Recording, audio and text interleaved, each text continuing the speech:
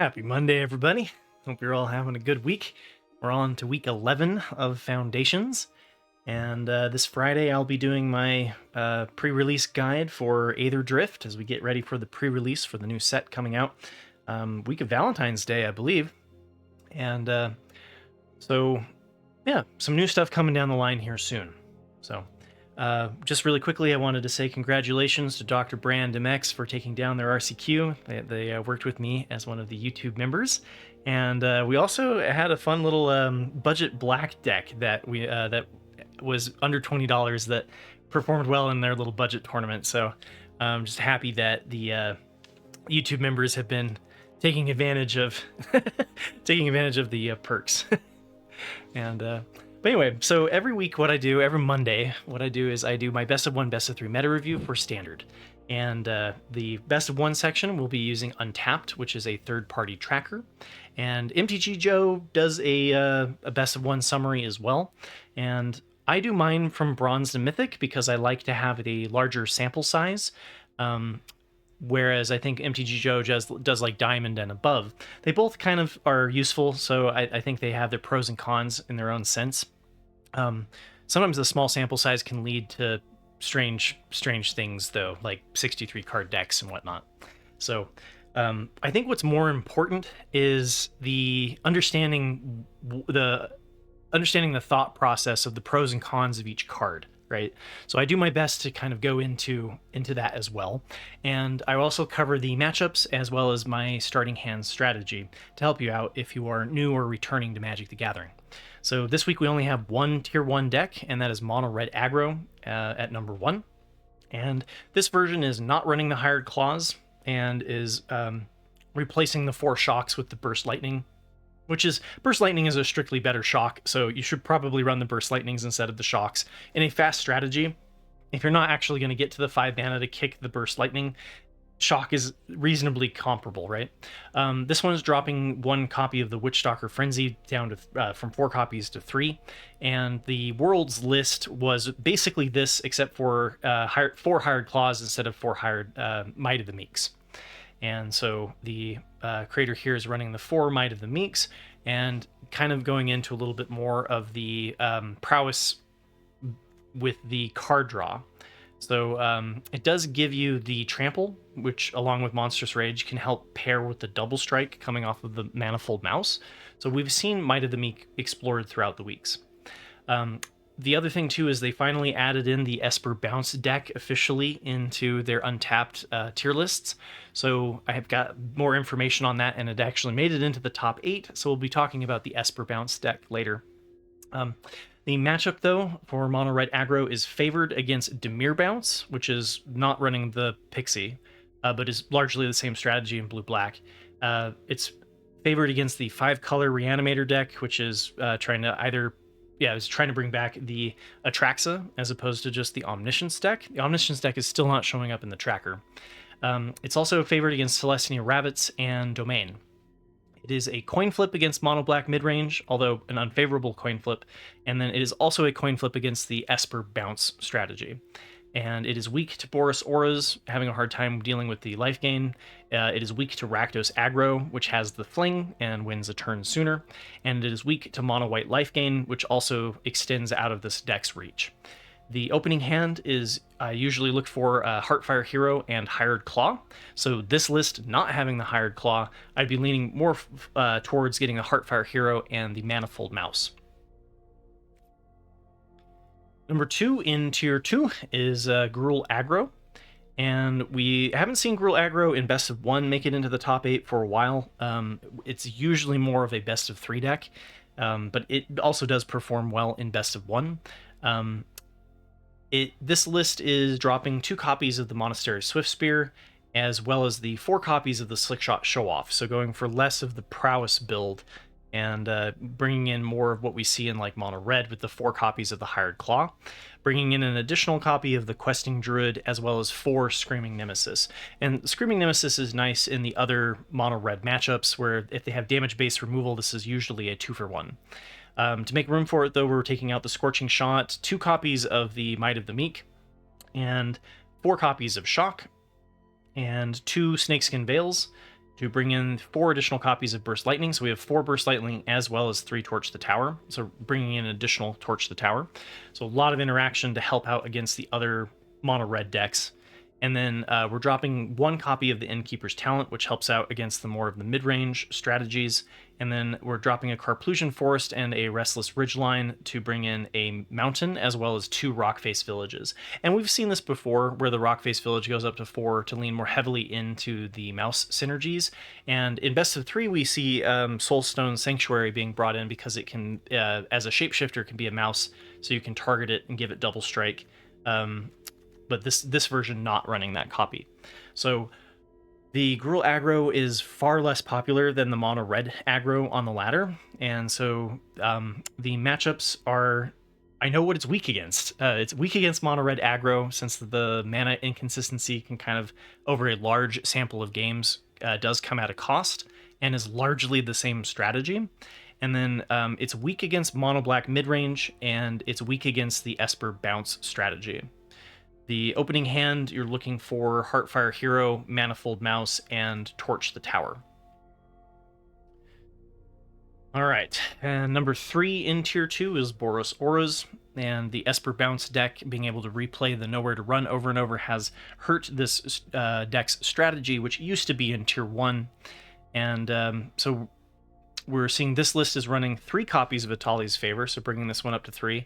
We see this one fluctuate all the way from 0 to 3, and usually not 4.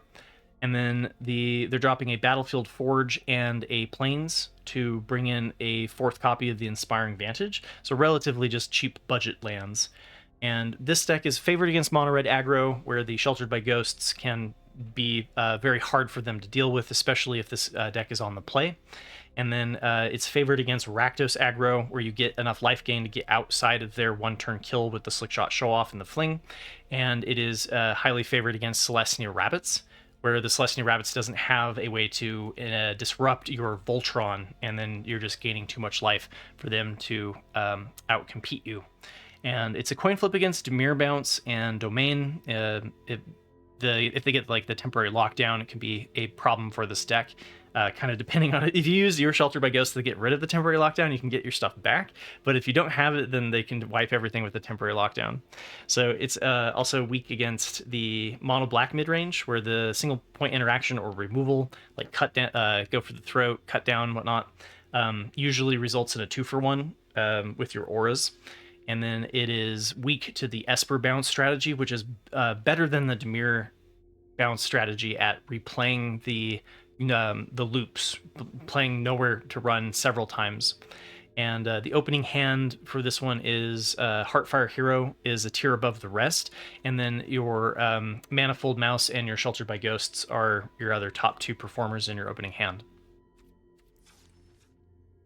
Number 4 is Rakdos Aggro in Tier 2, and this one's dropping 2 copies of the Emberheart Challenger as well as the single copy of the Manifold Mouse, so really leaning away from the mice synergies that we have seen explored throughout the weeks, and is also dropping the 1 copy of the Might of the Meek, since we have less mice synergies, and is bringing in the 4 copies of the Dreadmaw's Ire, which gives you that additional trample to help damage get through. This one's not running the Mirror and Bane Splitter, which is the equipment for one that is explored in some lists, and is instead bringing in the 2 copies of the Urabrask's Forge. And because we're bringing in a more expensive 3-costed card, we're going to bring in more lands. So we're dropping the Blazemire Verge, which is the black land that then can tap for red if you have the mountain or a swamp in play. And instead we're just bringing in 3 more mountains. So this deck is pretty heavily leaning on Cacophony Scamp, Heartfire Hero, and Slickshot Show-Off, trying to get a turn 3 win. Since the Callous Sellsword Fling, the Cacophony Scamp will deal 3 times its power if it's not blocked. Same with the Heartfire Hero. And then Slickshot Show-Off, if you can get its power to 9, then when you fling it, its power goes to 11 and you hit for a total of 20. So you need 2 combat tricks to do that, like Dreadmaw's Ire or the Felonious Rage. So this strategy is favored against mono red aggro, since it is a more purely aggressive strategy, doesn't have as many non-linear disruptive, doesn't have shock basically, and it wins a turn sooner, so it beats mono red. It's a coin flip against mono black midrange, largely if they keep up the interaction to blow up your 1-turn kill. Sometimes they tap out, so I would say that it is not a very favored it's not a very favored matchup against a good mono black mid-range player. But we have to look at this from bronze to mythic. It is also weak to the Esper Bounce deck and the Boros Auras. Boros Auras getting too much life. So the opening hand, you're looking for the Turn Inside Out and the Heartfire Hero. And some copies will be running the Manifold Mouse, but it looks like Rakdos Aggro has been moving a little bit further away from the mice synergies. So Heartfire Hero and Turn Inside Out are your good starting hands. All right, in number 5, we get ourselves a new archetype, although it's been around on the ladder for about 3 weeks. The tracker usually is about 2 or 3 weeks until it catches up. So this one's Esper Bounce and is at number 5. And you are trying to play basically Nowhere to Run and Hopeless Nightmare as many times as possible, and Storm Chaser's Talent. So the Storm Chaser's Talent helps you loop at the level 2, being able to get back that this town ain't big enough, which allows you to then replay over and over. You can also bounce your enchantments with the Nurturing Pixie and the Fear of Isolation. Mockingbird then also gives you additional copies of the Fear of Isolation and the Nurturing Pixie, and then the early evasive flyers can also be good for ninjutsuing and the Kaido. And this one's running a single copy of the Sheltered by Ghosts. Some run more, some run Cut Down. This one's not running that, it's running the Go for the Throat. But yeah, basically just trying to play this like control strategy. And Defiled Crypt we've seen in the best of 3 lists, and it's filtered down into best of 1, where every time that you're bringing a card out of your graveyard with this town ain't big enough, then you can be creating a 2/2. But you can also use this to return something like the Nurturing Pixie or the Fear of Isolation that your opponent has removed, and as well as giving you an enchantment that you can then bounce to do it again, giving you the synergies off of the Optimistic Scavenger. So this strategy is favored against Boros Auras, being able to just cut through their Sheltered by Ghosts with the Nowhere to Run. It's favored against Dimir Bounce, where you have a little bit more ability to continue the loops for a longer period of time with the addition of the white. And in best of 1, the Esper version has been outperforming the Dimir Bounce version. Not necessarily true for best of 3. And then, so we'll be talking about both in best of 3. And it's also favored against Rakdos Aggro, having plenty of interaction to disrupt that strategy and avoid the 1-turn kill. And then it is also favored against Gruul Aggro, where the Snakeskin Veil doesn't save you from the Nowhere to Run either. And it's a coin flip against Mono Red Aggro. Sometimes it really depends on how quickly, who's got the play, who's got the draw, and how quickly your Mono Red strategy can get off to a start. Because you do have a lot of removal in this build, but with their ability to use the land to give their additional resources off of the Emberheart Challenger and whatnot, a lot of times you can get through with the mono red strategy. It's also a coin flip against Domain, and that one also depending on this build is relatively weak to the temporary lockdown situation, where you can, a good chunk of the deck just disappears when they play the temporary lockdown. So this one is also weak to mono black midrange, where you have a lot of interaction, but they have a lot of interaction, and the card draw for the Unholy Annex can be a lot to keep up with for this deck. And then it is also weak against Selesnya Rabbits, where you have... you're trying to answer everything 1 for 1 largely with this deck. There's not a lot of card advantage or draw. So the Selesnya Rabbits with its go wide, creating multiple rectangles off of 1 card, then beats the Esper Bounce deck. And this deck is also weak to the mono black discard deck, which more heavily attacks the hand. And then this can run out of resources and not be able to close. The opening hand for this one, I look for the Storm Chaser's Talent, the Hopeless Nightmare, and the Nurturing Pixie.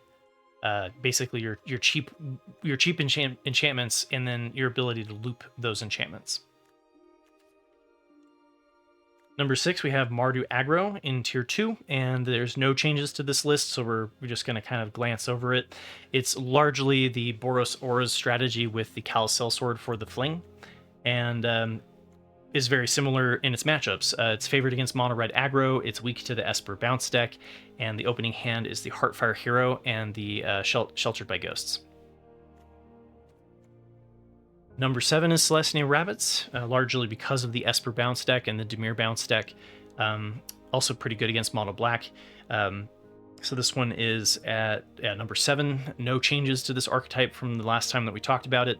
It's favored against the Esper Bounce deck. It's a coin flip against mono black midrange, largely depending on whether or not you can get through their 6/6 flyer, which if you start out on the turn 1 with the Valley Might Caller, you can race it pretty well, but it does come out to be about a coin flip over the long run. And it's weak to mono red aggro, which has too fast of a strategy, and there's no disruption, as I mentioned. And it's also weak to Boros Auras, not having the interaction to disrupt the Sheltered by Ghosts. So this one, you're definitely looking for the Valley Might Caller. This is a tier above the other cards in your starting hand. And then the Pop Hatch Recruit is a pretty good one to have in your opening hand as well. And then number 8 is Jeskai Convoke, and it was really close between Jeskai Convoke and mono black midrange. And just this one won by, I think, 0.1%, something like that. And so this one, like Selesnya Rabbits, is punishing the single point interaction of mono black midrange and Esper Bounce and Dimir Bounce. And it has had no changes from the last time that we talked about it. So this one, you're trying to replace the reason why it went to 3 color was to replace the Voldaren Epicure, to give you the map token instead of a blood token. You can blow it up with Gleeful Demolition, get a turn 2 Knight Errant of Eos convoked out, and then find your turn 3 Imidane's Recruiter if everything goes well. So this one is not a particularly popular pick on the ladder. I doubt you will bump into it all that often in Best of 1, but the opening cards that you were looking for in your opening hand are Novice Inspector, the Gleeful Demolition, and then the Knight Errant of Eos. You can kind of treat this like a combo deck, where your combo enabler are these 2 cards, and then the Knight Errant of Eos is the payoff. And the other thing that I like to do every week is talk about Best of 3. And for Best of 3, we'll be using the standard challenge on Magic the Gathering Online, talking about the first place and second place winners of each tournament. And so first place was taken down by Mono Red Prowess by Sarlonga, and on January 23rd. And if we look at this, in the main board has no changes from what we've talked about throughout the weeks. It's the same exact list that took down the Worlds, that kind of makes up the core of Mono Red. And then the sideboard has also had very few changes. This one deciding to drop the second copy of Pyroclasm for a additional copy of the Torch the Tower. And the Torch the Tower is better against the other aggro matchups, whereas Pyroclasm is good against the aggro matchups for a different reason, being able to wipe the board against like Gruul Prowess and other mono red decks. But the Torch the Tower then,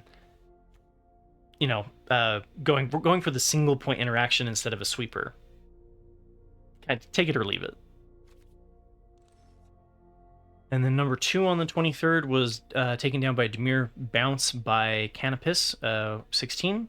And this one has no changes from the Dimir Bounce, the second version of Dimir Bounce that we covered last week, and has no changes to the sideboard. So largely just the same strategy, and like Esper midrange, but without running the pixies. And then because you can be more of a base blue, you typically see the Enduring Curiosity coming in with the double pit blue as kind of a payoff for ditching the white. First place on the 24th was taken down by Gruul Aggro by MJ23. And we do see a fair amount of changes for this one, so there's some good stuff to talk about here. Dropping 2 Questing Druids. Questing Druids better against the mid-range and control matchups, a little bit worse off against the aggro matchups where you don't have as much time to seek the beast. Pop Hatch Recruit, on the other hand, is the flip side of that, is better against the decks that are reliant on removal, like Dimir Bounce and Esper Bounce, but worse off against decks like the Gruul Aggro build, right? But we're bringing in the 2 copies of the Sentinel of the Nameless City, which is really good in the Gruul Prowess mirror match. So kind of a give and take in 2 different directions there for the aggro matchups. And then we're dropping the Obliterating Bolt, as well as 1 copy of the Burst Lightning and 1 Snakeskin Veil, and bringing in an additional copy of the Torch the Tower. So we have 2 Burst Lightnings and 2 Torch the Towers for early interaction, and then we're deciding to bring in 1 additional land and bringing in a forest. The Best of 3 sideboard, we're dropping a Lithomatic Barrage. This one's good against any of the white-blue decks, Zorius, Oculus, but as well as the Dimir decks and the Esper decks. We're bringing in taking out 2 Paw Patch formations, which is really good against the Azorius Oculus, against the Unholy Annex and the mono black builds, anything with enchantments and anything with flying. We're also dropping a Obliterating Bolt, and this one is good against the Enduring Curiosity in Dimir Bounce, and it's okay against Haughty Djinn and Azorius Oculus as well. And then we're bringing out 2 Scorching Shots as well. I lost my place though, so give me a second. Sorry, guys. So we're dropping the Scorching Shots entirely. We're bringing in the Obliterating Bolt. Okay, apologize. We've dropped the Scorching Shots, which are the more they're kind of like a Witchstalker Frenzy, but you don't have to be dependent on the board. So Screaming Nemesis, shooting your own Screaming Nemesis with the Witchstalker Frenzy is a way to go if they don't have the instant speed interaction to 2-for-1 you. And so Scorching Shot is a way to do that if you don't have a board, and it's better against the sweepers like Sunfall in Domain. And so sometimes we see a preference for the Scorching Shot over the Witchstalker Frenzy. And then the Sentinel of the Nameless City has been moved from the sideboard to the main, and the Soulstone Sanctuary as well. We've brought in 2 Ghost Vacuums, which helps out against Enduring Tenacity in Temur Otters, Enduring Curiosity in Dimir, as well as any of the graveyard strategies like Azorius Omniscience and Azorius Oculus. And then, like I mentioned, we're bringing in the 2 copies of the Obliterating Bolt. Sorry about that. And then we're also bringing in 2 copies of the Sunspine Links. And Esper Bounce has, it's a 3-color space with a lot of non-basic lands. So the Sunspine Links can actually be good in that matchup as well. But it's more typically brought in as a card against Domain to prevent Zur from gaining life off of the life-linked enchantments, because they also have a whole bunch of non-basic lands. And we've got an additional copy of Torch the Tower in the sideboard here. You bring this in against other aggro Gruul Prowess decks, and 2 copies of the Witchstalker Frenzy. And again, this one is kind of the pros and cons of Witchstalker Frenzy versus Scorching Shot is kind of the decision there. And the pro to this one is obviously being instant speed and costing only 1 if you have enough board presence to do it. So worse if you're coming up against sweepers. And then second place on the 24th was taken down by Jeskai Convoke by Turlolo04. And this one is dropping the 2 Clockwork Percussionists, which were being explored as a 1-drop to kind of replace the Ocean Frontliner, which was the colorless 1/1 that could be targeted by the Gleeful Demolition, just giving you additional artifacts to target. This one's bringing in the 1 copy of Arabella, Abandoned Doll. We've seen this one explored in this archetype because you do have a lot of low power creatures and is generally better against the aggro matchups where the life gain really matters. We're also bringing in 2 copies of the Mockingbird, and this allows you to have basically multiple copies of your early 1-drops. And because everything in this deck is a reasonably good target for the Mockingbird outside of the Knight Errant of Eos. And then we're bringing in 2 copies of the Spring-Loaded Sawblades. And I think this is really just to give you a instant speed interaction that this deck can kind of lack. And because we've seen like Torch the Tower explored as like 2 copies, but then being able to make a 5/5 later, this gives you something that you can do with your artifacts after you've already kind of done your Knight Errant of Eos into Imidane's Recruiter. So just an alternative removal there. This one's dropping 3 copies of the Case of the Gateway Express, which we have seen a preference to move away from the Case of the Gateway Express. Especially if you come up against something like Pyroclasm and have no board, the Case can be kind of an awkward card. And we're dropping 2 copies of the Sheltered by Ghosts, and I think this one is also more likely to result in a 2-for-1 for somebody who's anticipating you to play it. And then we're bringing in the 2 copies of the War Leader's Call, and this one's better against the mid-range and the control matchups. The longer the game goes, the better the War Leader's Call looks. So the best of 3 sideboard, we also see some changes dropping the 2 Disdainful Strokes, since we've largely seen Domain kind of become a less popular pick on the ladder, in the tournament scene. And then we're also dropping the 3 copies of the Split Up, which is the sweeper that is explored sometimes instead of the Temporary Lockdown. And we're dropping 1 Torch the Tower. So we can only have 3 to sideboard in. This deck can be weak to an aggro strategy, and so then Torch the Tower, sometimes Elspeth Smite, to fight up against mono red. And instead we're bringing in a 3rd copy of Destroy Evil, and a good against the enchantment decks, and then we're also bringing in the 3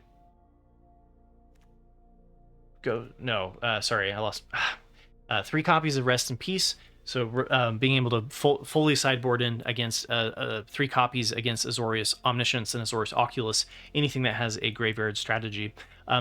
It also does prevent the damage from Heartfire Hero, which is sometimes worth mentioning, although I don't think I'd sideboard it in against the aggro decks. It also prevents Enduring Curiosity from coming back as an enchantment. Same with the Enduring, the white one, that sometimes we see play in mono white control, although that has fallen off in popularity.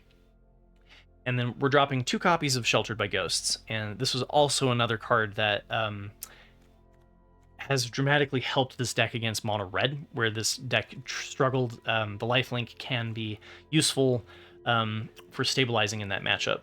So, all right, then we've got Esper Bounce by Katuo079595. Took down first place on the 25th, and is dropping 1 copy of Kaido. Usually we see 3 copies here. Dropping the 2 copies of the Mockingbird, and is bringing in the 3 copies of the Spiteful Hexmage. So I did post my sideboard guide for Esper Bounce today in the community tab. I was looking at a list that was not running the Spiteful Hexmage, and so if I can leave it, if you remind me, I can bring in where you would want to bring in the Spiteful Hexmage and where you wouldn't want to bring in the Spiteful Hexmage. But basically it's in a matchup where a 3/2 is advantageous to have, right? Because a lot of your other cards are already 1/1s, and so the Spiteful Hexmage doesn't hurt it if you're putting it on your Storm Chaser's Talent, your Optimistic Scavenger, your Pixie's already a 1/1 that's getting the +1/+1 counter. So anything with counters on it that's a base 1/1 is a pretty good target to hit with your Cursed Roll. And then we're bringing in the Tithing Blade to the main. We're seeing more of this, as well as having it in the sideboard. Just being able to make your opponent sacrifice gives you that moment where they get outside of the range with nowhere to run. But instead of go for the throat, which you can only use once, the Tithing Blade you can then use multiple times. And we're dropping the Defiled Crypt and the Sheltered by Ghosts, the one-ofs that were being explored, and bringing in an additional island. So the best of 3 sideboard here is dropping the Break the Spells, which were being explored over the Destroy Evils, the 2 Cutdowns, the 3 copies of Rest in Peace, as well as the 2 Sheltered by Ghosts. And we're bringing in 2 copies of the Defiled Crypt. So this pilot was deciding that they were going to bring in the Defiled Crypt when it was advantaged to do so, which I thought was interesting. I didn't think it was particularly matchup dependent, although I'm still familiarizing myself with this archetype. So they also brought in 3 copies of the Destroy Evil instead of the Break the Spell. It's 1 more expensive, but it allows you to hit creatures with toughness 4 or greater. And then just on a side note, I have not been personally impressed with Break the Spell or Destroy Evil, even against the enchantment heavy Mirror Match and in Domain. Where I'd rather just be focusing on the tempo or getting the loop started, because the Destroy Evils are just kind of this one-time answer, and they don't particularly loop well. So still, I'm personally on the fence on those. Ghost Vacuum helps out against the graveyard strategies, and then No More Lies is good against Golgari midrange and Domain.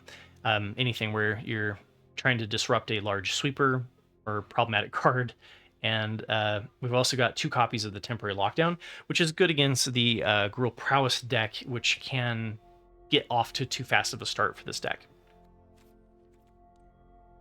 All right, and the 14th deck that we're going to cover here, number 2 on the 25th, is also a new archetype for best of 3, and is a Bant Poison deck.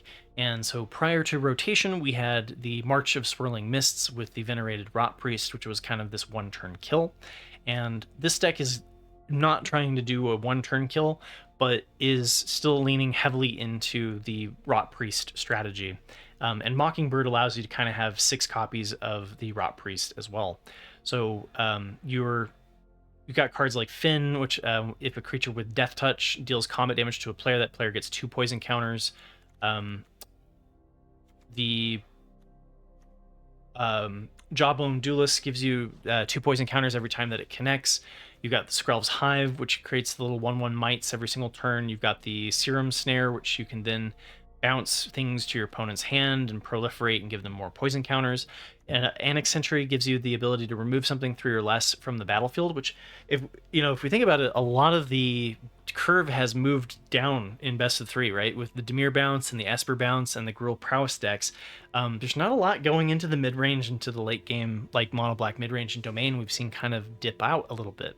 So Annex Sentry has a lot of hits that it can actually target, and if you're getting rid of something like the Storm Chaser's Talent token, it's gone forever. You don't have to worry about it coming back, and then it has Toxic One itself. This Town Ain't Big Enough allows you to kind of target your own stuff, which then anytime a creature you control becomes the target of a spell, your opponent gets a poison counter. So you can use this to kind of give your opponent poison counters. The Aspirant's Ascent gives you an additional toxic, so if you connect with the Jawbone Duelist, you're hitting for 4 toxic in a single turn. Skrelv gives you the protection and helps you push through damage, giving you additional toxic as well. Crawling's Chorus gives you the 1/1 that spawns a 1/1 mite when it dies. It's kind of like the sticky threat. And yeah, so that's like the general strategy. We've seen, I'm not sold on this deck. We'll see if it actually, it might have just been lucky to have gotten into the top 2. But taking down second place on the Sunday tournament is no small feat. So typically we've seen kind of a Selesnya toxic build. We've also seen Sultai. We've seen a couple of different people trying to replace the old Bant Poison deck. So maybe this is it. Maybe this is the one where they finally got it figured out how to get it to work.